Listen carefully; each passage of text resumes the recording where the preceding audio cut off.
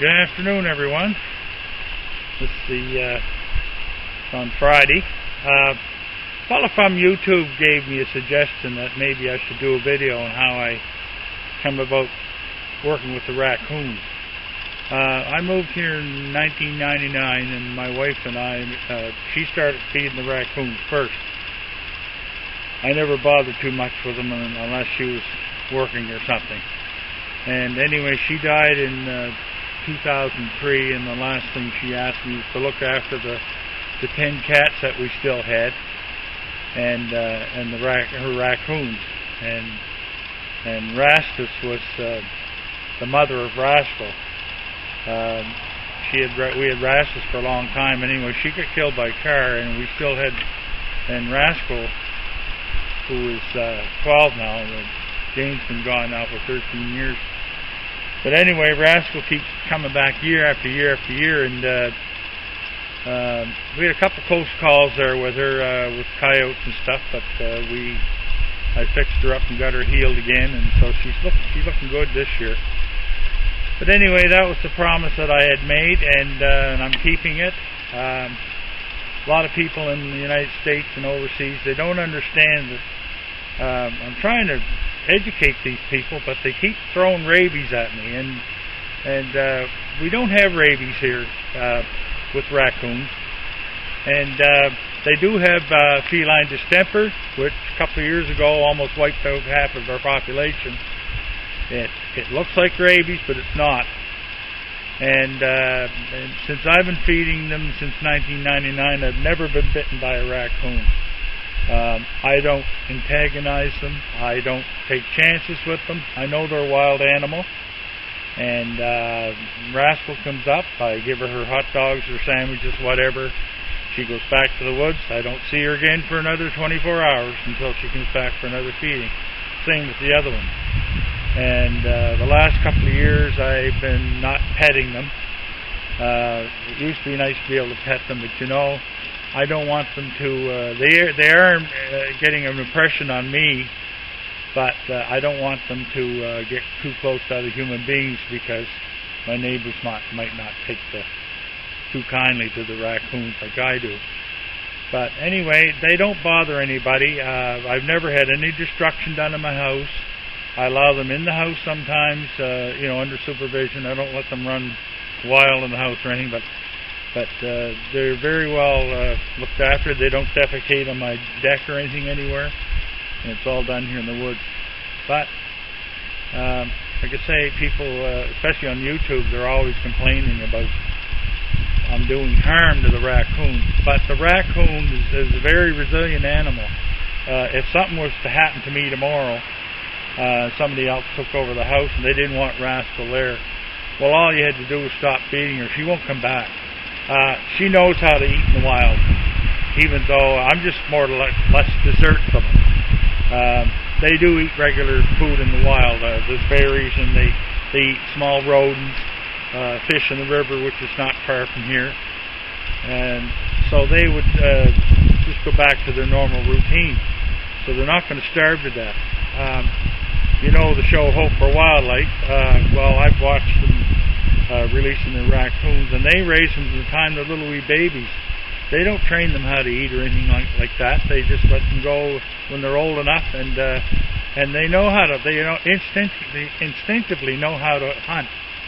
So nobody's doing any harm to these raccoons. And I only have like 2 this year. I have Rascal and I have another one. And sometimes the wild ones come up. When they come up, I don't go out on the deck at all. I just let them have the feed and leave.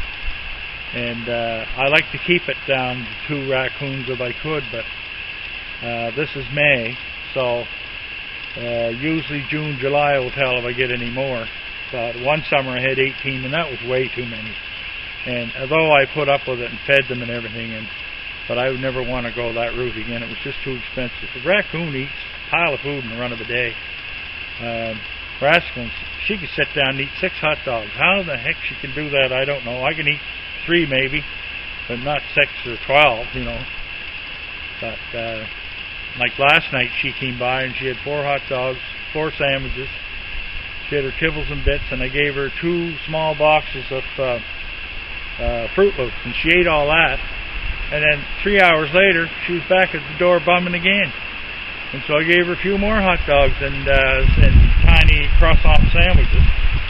And plus she had, also last night, she had 2 dishes of hamburger helper. That's with hamburger mixed with noodles. And I had some sauteed mushrooms in that, so she had that as well. But that's pretty much how I started it. And I'll keep on doing it until they pass a law that says I can't. And right now in Pictou County, there is no law that says I can't feed the raccoons. I'm not allowed to harbor them in the house because they're a fur-bearing animal. That's one thing. Like Prince Edward Island, New Brunswick, Nova Scotia, their Wildlife Act states you can't harbor any fur-bearing animals. That's squirrels, raccoons, foxes, anything like that. Some people do have them, but they do it very responsibly and they don't blab about it, because if word got out, the DNR will be there to take them away from you. And that's traumatic for the animal, because the animal is losing his parents, you know. So I don't agree with them doing that, but anyway. For me and Rascal, we're very close. She knows me, like she still shies away from me, which is good. I don't mind that. And that's how she's lived so long. She's 12 years old. A raccoon lives between 3 to 5 years in the wild, and then they die. And it's usually mostly because of starvation. It's the biggest killer. And in the wintertime, especially if they don't get enough to eat before the winter sets in, well, they can starve to death. Luckily here, if they wake up, they can come up on the deck, and it doesn't matter if it's middle of winter or not, I feed them. And I have a doorbell system set up so that I'll know if they're there. We had 4 baby raccoons last year that wouldn't have survived had I not intervened. They stayed under my barn, and they came to my door every day for feeding, and they stayed throughout the summer. And then they, because this is not their territory, they have to move on and find their own territory. And this is Rascal's home, and she lets them know that. And that's why you'll see her sometimes, if you see a strange raccoon up there on the deck, she'll be growling and go after him. But this is her home, and but she does allow other raccoons to come in if she knows them. She'll allow them to stay and eat. And she's bad for bringing babies home. She doesn't have babies anymore, but she brings home other ones that are for some reason orphaned. And so she lands them to me and say, here, you know, you look after them, you know. And last fall we had a baby raccoon with a very, very bad leg, and I got a hold of Hope for Wildlife. They come up and got him, but unfortunately after a week they had to put him to sleep. But it was Rascal that brought me that poor baby, and he would have died an excruciating death had I not intervened and got him some medical help. But she knew that the raccoon needed help, and she knew to take him up to me. And I know when I went out to get him and put him in the cage, it seemed like there was a relief expression on her face that I had the raccoon. But they are a very smart animal, and people like they're afraid of them. You know, I'll tell you one thing about a raccoon. If you corner a raccoon, the raccoon's going to fight to defend itself. But if a raccoon has the way out, he's taking the way out. He's not going to go after you.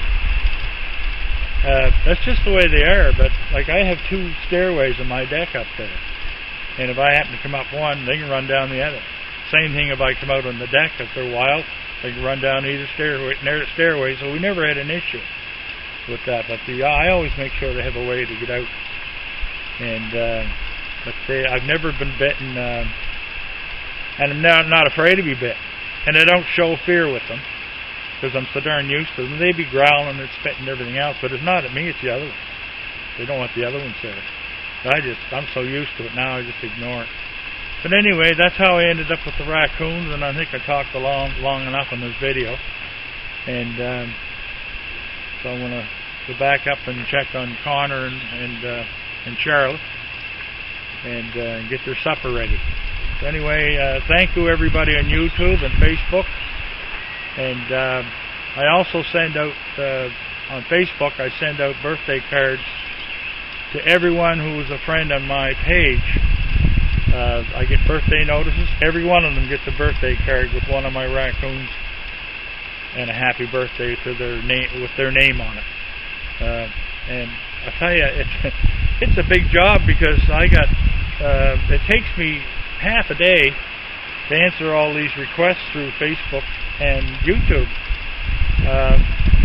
I got over 200,000 hits on YouTube on some of those videos, and when people write to me, I like to write back and keep it kind of. But I'm getting to the point now that I can't answer everybody, so just bear with me if it takes me a little while to get back to you. Anyway, thanks again, and I hope you enjoy more of my raccoon videos. I just wanted to add, if you're looking for me on YouTube, it's under James Blackwood, Raccoon Whisperer, or just type in Raccoon Whisperer and that'll come up on YouTube. And for you people on YouTube and Facebook, it's just under Jim Blackwood. And I have the raccoon videos on there as well, but Facebook has the majority of my videos. They go back 4 or 5 years. The ones on Facebook are only a year old. Anyway, thank you again.